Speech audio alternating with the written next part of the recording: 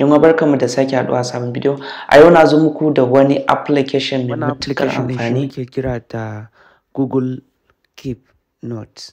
So wannan application ɗin babban abin da zai iya ma abubuwa guda uku aƙalla.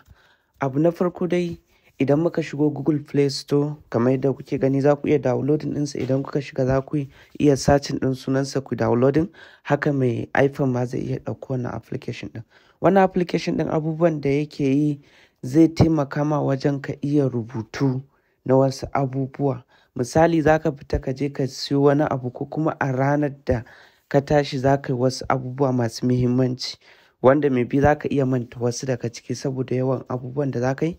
To kana shiga cikin wannan application ɗin zai baka dama ka rubuta duk abubuwan da za ka yi, kowanne kuma ka rubuta lokacin da za ka yi shi, da kuma za ka iya amfani da map, ma'ana location na area da kake so ka je za ka iya sa bayanansu a cikin da lokacin da ka je gurin.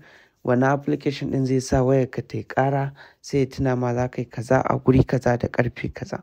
So amfani na farko da wannan application ɗin yake kenan. Amfani na biyu kuma shine mutum idan ɗalibi ne ko ba ɗalibi ba ko ɗan kasuwa zai iya rubuta wasu abubuwa masu muhimmanci ajiye a ciki. Ko kuma misali idan mai yin zane ne ko kana buƙatar ka zana wani abu ko wani logo da baka so ka manta, za ka iya sauri ka shiga ta wayarka ka zana abin ka ajiye shi, in ya so daga baya za ka iya amfani da shi. So wannan shine. Sannan kuma wannan application ɗin idan ka tashi za ka iya amfani da Gmail account ɗinka ka sa Gmail ɗinka. Idan ka sa duk abin da ka sa a cikin wannan abin matukar kana kunna data ka kana back off, so ko ka canja waya duk abubuwan da ka ɗora a cikin application ɗin za ka gansu. Kuma idan kana da waya biyu da iPhone da Android, duk inda ka sa Gmail account iri ɗaya to duk za ka ga bayanan a wayoyinka guda biyu. Haka in ka ɗora ka saka hoto a cikin application ɗin shi ma za ka gan shi. Ko da hotuna ne ko document, misali takardun makarantarka ne ko wasu abubuwa naka ne, za ka iya saka a ciki ka rubuta ma abin da yake ciki ka adana shi. So ko da ka je ka samu wata waya za ka iya ganin wa'innan bayanan naka.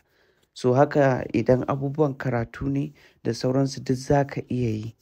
So wannan shine manya-manyan abubuwan da wannan application aƙalla yake yi kenan, wanda yana da matuƙar amfani kowa ya mallake shi amfani da shi. So da Allah yan waka kuma ta da liking bidiyon nan da sharing ɗinta da subscribe da mu ko kuma following ɗinmu a shafukanmu na sada zumunta. Na gode.